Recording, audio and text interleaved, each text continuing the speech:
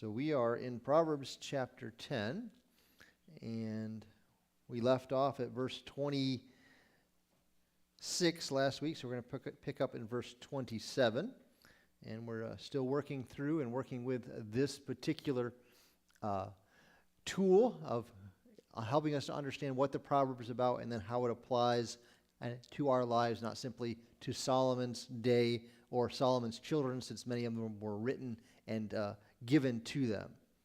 So Proverbs chapter 10, verse 27 says this: "The fear of the Lord prolongs days, but the years of the wicked will be shortened." So where would you put this proverb in our one of our 9 boxes?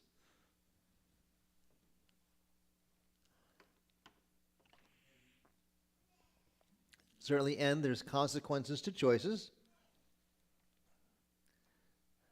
What else? Where else could we put it? Because there's not always one clear-cut answer, so you might have a different opinion. Principle? Okay. Where else maybe? People, yep. And there's one other possibility that I thought of. And that is priority, because it talks about the fear of the Lord, and that's where we begin, where the book of Proverbs begins. So this is a contrast between those who fear the Lord and the wicked. What happens to those who fear the Lord?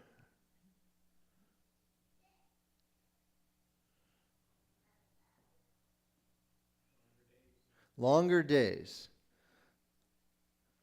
What happens to the wicked? Shorter days. That's the contrast. So does this mean if you are good and you are righteous that you are guaranteed to live a long time? Barb's shaking her head. You agree with Barb? So what is Solomon teaching them? And if I'm going to follow the Lord, what advantage is there to me? Or if I'm going to fear the Lord, what advantage, if I'm not guaranteed long life, what is the advantage, or what is the blessing?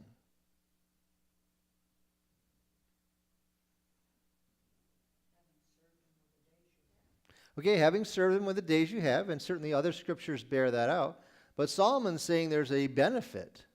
There's some level of benefit, not necessarily spiritual. I don't believe he's talking spiritually here.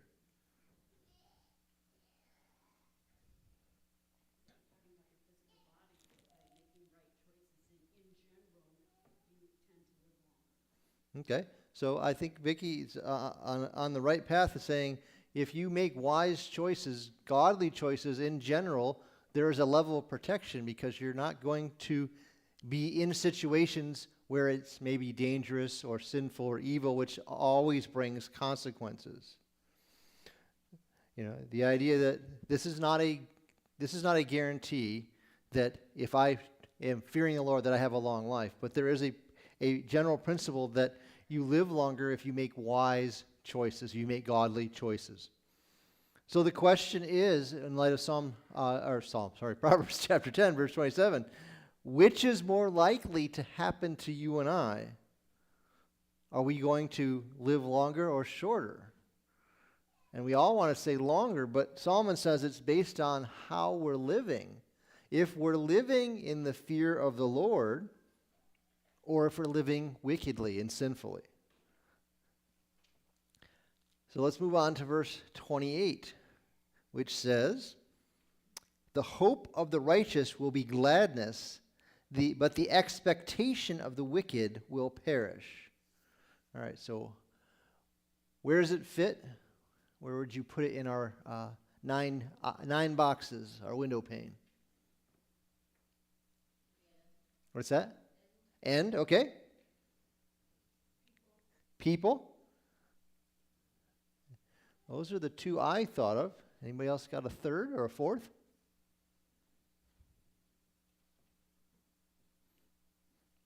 All right. Again, this is another contrast, and we're talking about the righteous and the wicked.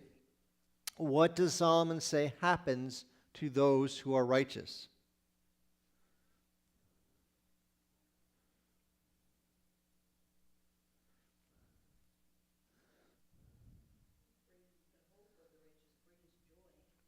Okay? So New King James says very similar to what Andrea just said.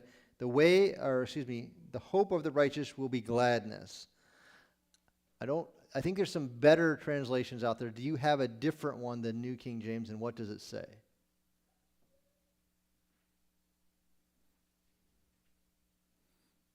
Nothing different? All right, so I think a better translation or a better way to read the first half of verse 28 is the expectation of the righteous flourishes. Okay? So thinking about that, and then let's go to the second half. What happens to the wicked? Okay, the expectation of the wicked will perish. So Solomon's saying there's something that the wicked look forward to and something that the righteous look forward to. What can the righteous look forward to? Okay, heaven. What else? What's that, Vicki? Gladness, okay. What does verse 27 tell us? What can they look forward to? Prolonged days. So if they're expecting or looking forward to this, Solomon says, what's going to happen to their expectation? Probably happen. It will flourish.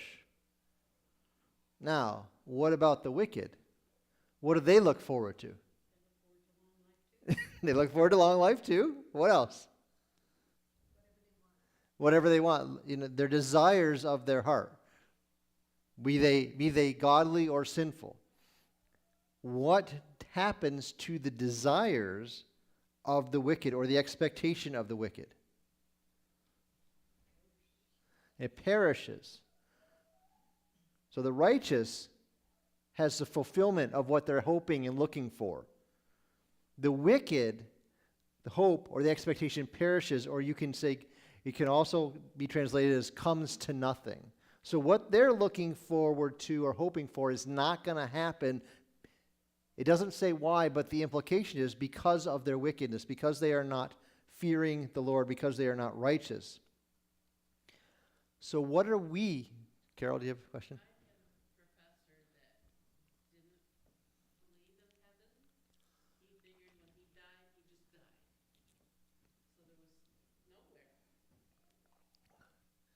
So his expectation didn't get met because he stepped into eternity and there was something. Yeah.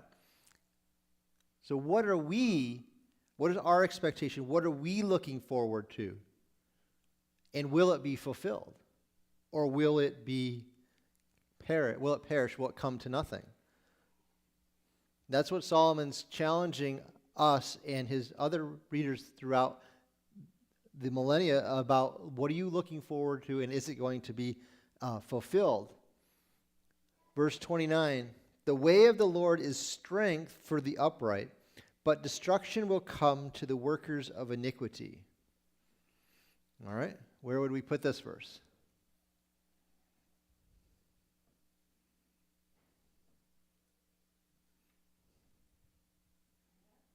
Paths, okay. I think that's an option. Any other options that you can see? End, okay. At least one more that I thought of that could fit in.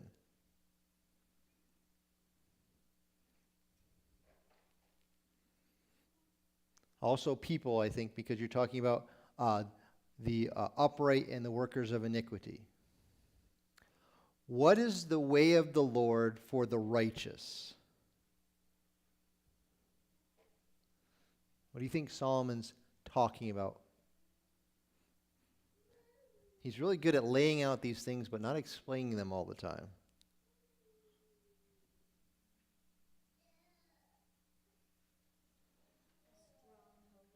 What's that?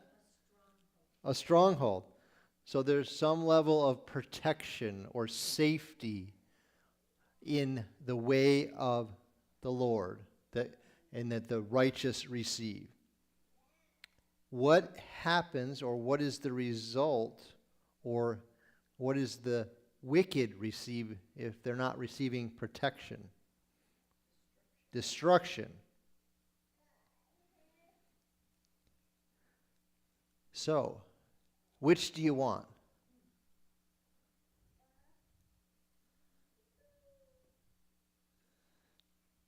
Which do you want? What's that? An anchor, okay. So you want the safety and security that comes with being righteous. No one really wants the other half of that conversation, right? No one wants to say, hey, look, I want the destruction or the ruin that's going to come by being wicked. Now, they may do the wickedness and hope for a different outcome, but they don't want the outcome that God promises. So if we want the stronghold, if we want the safety and security, what do we have to do? Or how do we gain that? Or how do we receive it? By being upright. Okay? What else? What is involved in that according to verse 29?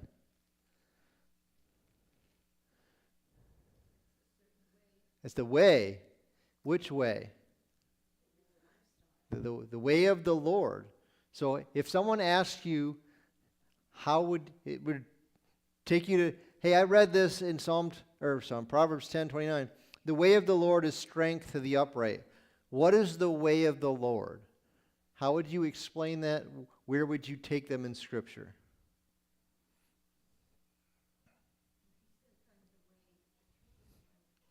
Okay, so you're going to go all the way to the New Testament and talk about Jesus, okay? What else could we tell them? Where else could you take them in Scripture? Okay, the commandments, the 10 commandments, okay? Where else might you take them?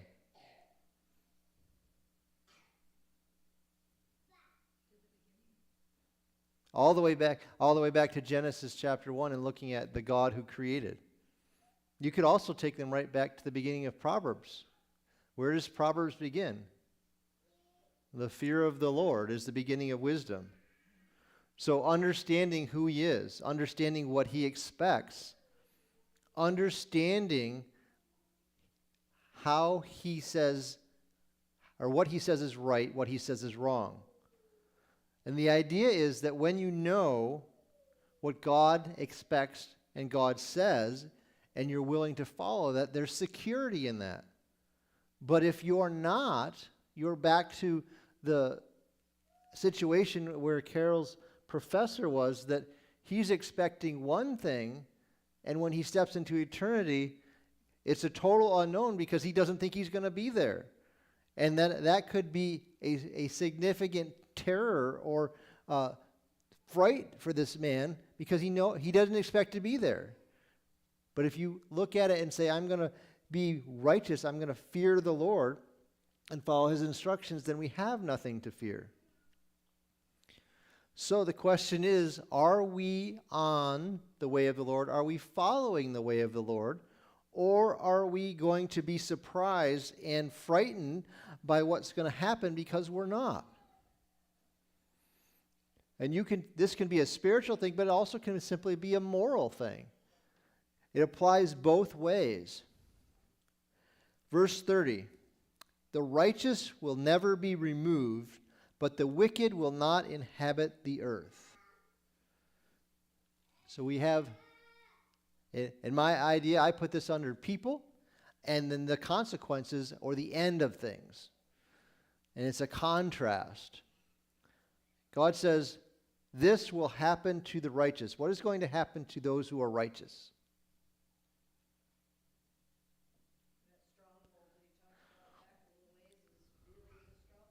The stronghold he talked about is really strong. It's permanent. It's eternal.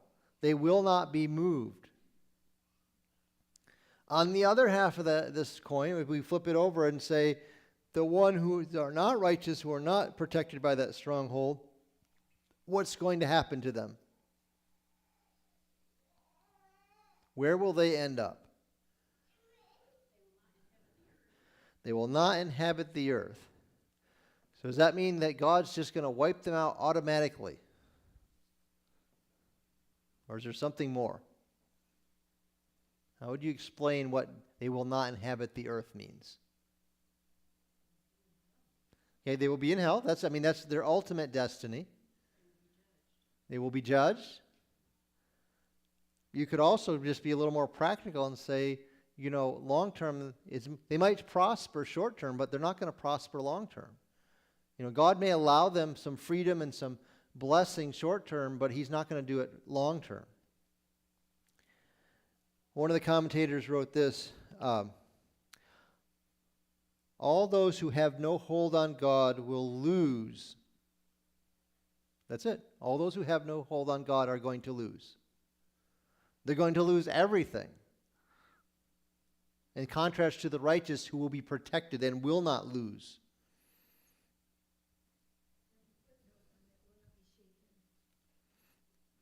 Yeah, that applies to some other scriptures, which I'm not thinking of the reference, but yeah, that's the idea that they will not be shaken, they will be secure, their foundation will be firm. So is our foundation firm? Are we secure because we fear the Lord and we're on the way of the Lord? Or are we on precarious footing? Is our foundation tenuous? Is it weak? Is it shaky? Because we're not on the way of the Lord. We're more on the way of the wicked. Verse 31. The mouth of the righteous brings forth wisdom, but the perverse tongue will be cut out. All right. So, where would you put this one?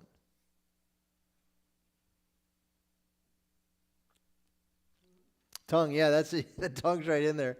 So that's one that quickly comes to mind. I think there's at least one other.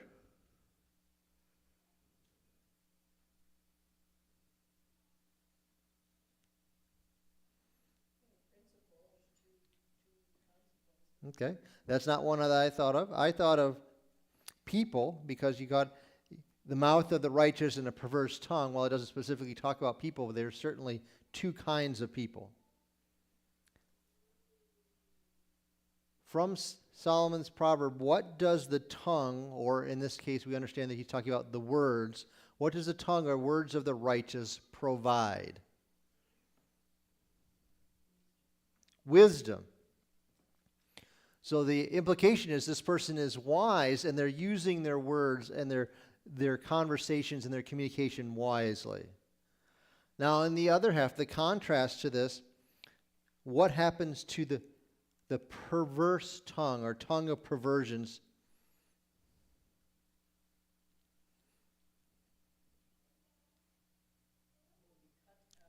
Will be cut out. So we're talking about the words we use, how we communicate, our speech, our language. Does anyone have a different translation than a perverse tongue? What's that? Froward tongue. That's one of those words that I don't use very often. The perverse tongue or froward tongue refers to someone who turns things upside down. They twist them, they pervert them. They take what is right and manipulate it to being wrong. And what happens to them? They get voted into office. All right.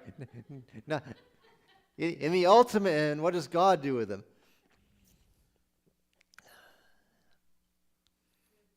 They're judged. And how does Solomon describe their judgment?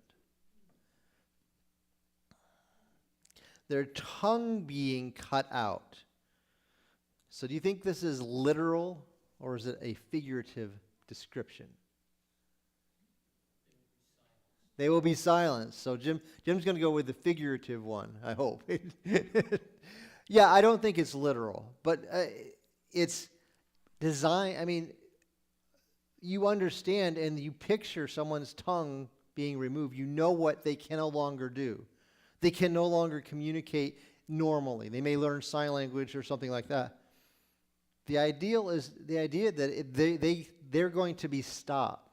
The evil that they're spreading with their tongue and their lips and their language is going to be stopped.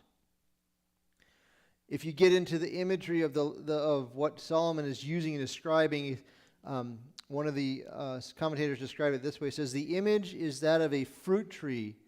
The just yield wisdom as their fruit. The perverse, because of their yield, which is worthless and valueless, are cut off. Jesus talked about certain trees being cut down.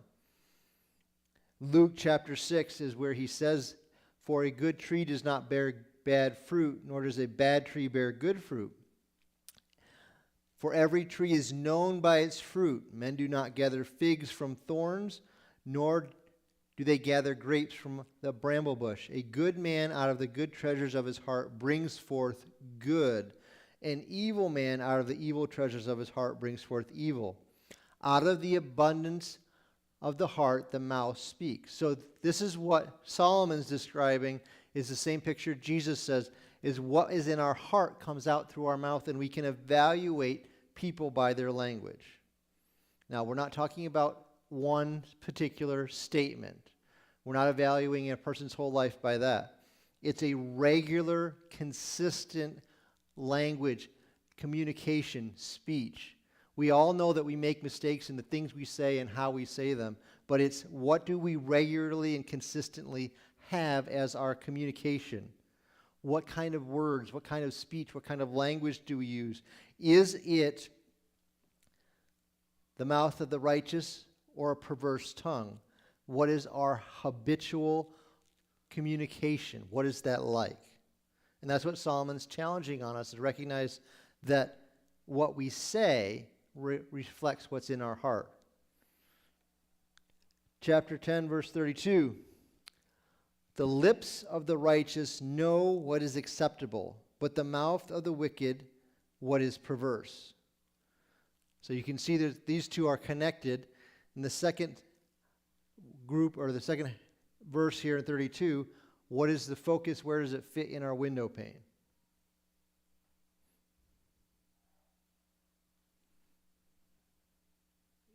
People, okay. Where else? Back to the tongue, yeah. The end of this chapter, Solomon's focusing the last couple verses on our tongue, our words, our lips. So what does a righteous person not only know, but communicate? Wisdom. Yeah, he doesn't say that. Why are you saying wisdom, Jim? Just a wild guess. Yeah, because he just simply says what is acceptable. Certainly wisdom is acceptable. Do you have a different translation than acceptable? Anybody? Helpful. I think that's a helpful thing, a helpful word. What else? Anybody else? Some other translations would say pleasing or fitting. So we've already talked about in Proverbs, there's a word, or there are words that if you say them at the right time have value, are fitting for the occasion. And that is, I think, what the Paul Solomon is saying, is that the lips, or the wise person knows what to say and when to say it. Now, what about the wicked person? What do they know, or what do they say?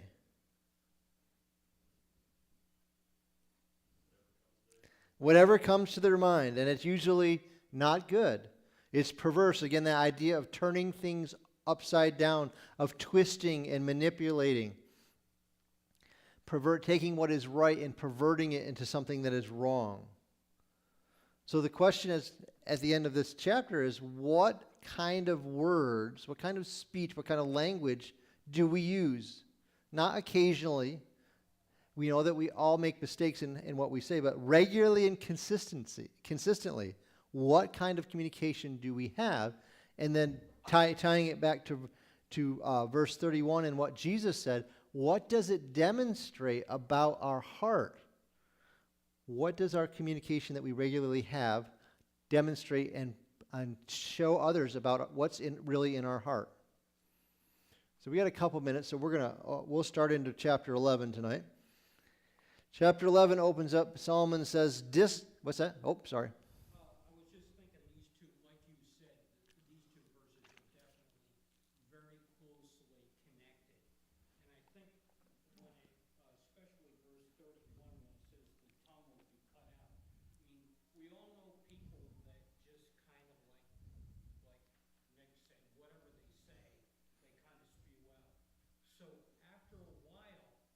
who do you listen to? They might just as well have their tongue cut out because you're not listening to them. Because they are not credible. They are not capable of wisdom. So I really think that's the message, is that we can be constructive. We can be edifying in our wisdom, and the opposite is also true of the wicked. It's a good observation that when we're around people who are wicked and perverse, that we learn to discount what they have to say because we know it's not of any value, it's not of any help. And that is another practical way of as Jim said, having them silenced, like their tongue is cut out, because no one's going to listen to them. At least no one who is wise. There are people who will probably listen to them. So verse 1 of chapter 11 says, dishonest scales are an abomination to the Lord, but just weight is his delight. So this is something we haven't come across yet in Proverbs, this kind of discussion. So what or where would you put this proverb in our window pane? Principle. Okay, that's one that I thought of. Any place else you might put it?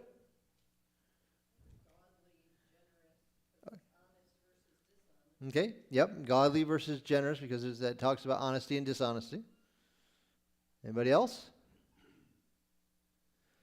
All right. So what is God's perspective on dishonest scales? He doesn't like it, but I think it's a little stronger than he just doesn't like it. He really doesn't like it, thank you.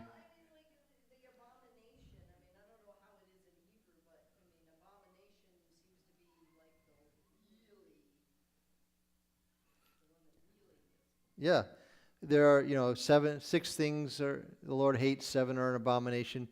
Dishonest scales don't come in there, but here in a basically standalone proverb, Solomon is saying dishonest scales are an abomination. God despises them.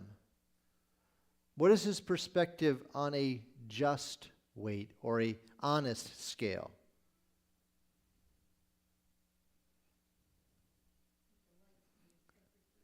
He delights. Yeah, it doesn't say God, just say God approves or he likes it. You have a huge contrast between abomination and delights based on what someone's scales are about. So what is the point, or what is the principle behind this proverb? What is Solomon trying to communicate about what God's perspective is on all this?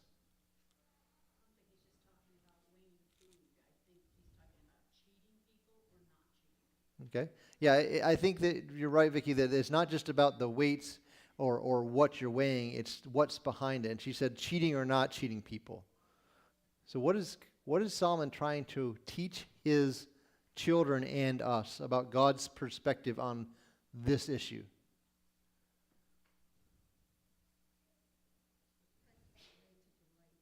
What's that? Oh, okay, a practical way to honor God. God hates fraud and deceit. He despises it. It's an abomination. He delights in honesty and truth. So let me ask this question. What is our perspective on fraud and deceit? What is our perspective on when it happens to us? What is our perspective on it when it benefits us? In both cases, is it God's perspective, or do we tolerate and accept it when we gain the benefit, even in some small way? Because God doesn't differentiate here in this proverb. He's just simply saying, I despise fraud and deceit, no matter if you benefit or someone else benefits. We don't like it when we are on the bad end, but sometimes we tolerate it when we're on the beneficial end, when we get the benefit. So we are right up against the 7 o'clock. Comments, questions about the verses we covered, we'll pick up in 11:2 next week, Lord willing. Okay. to Romans 12:17. It says, recompense no man evil for evil. Provide things honest in the sight of all men.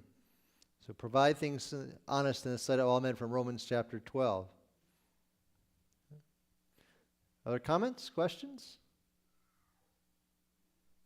All right, well, let's close in prayer, and we'll be dismissed. Father, thank you for the reminder of the impact that our words have, especially long term, that people understand and we present wisdom and truth, or do we present other things? Are we honest? Or do we tolerate it when it benefits us? Help us to grow in this practical part of wisdom, to see truth and deceit in the way you see it. Help us to be growing in being honest and truthful, not simply in our actions, but also in our words, that we might stand out, not simply as wise, but stand out as different, and we can have the opportunity to talk about and point others to you, that this does not come naturally, but it comes because of a relationship with you and seeking to glorify you and please you. Lord, we look forward to this week, the things that you have planned, the ways we're going to be able to serve you and to represent you. We ask that we would do it well, and that you would be pleased and glorified and honored with our conduct this week, our testimony this week, and our words and our communication this week. We thank you and we praise you for providing us practical and spiritual wisdom that we can learn from and that we can grow in. We ask all this in the name of your Son. Amen.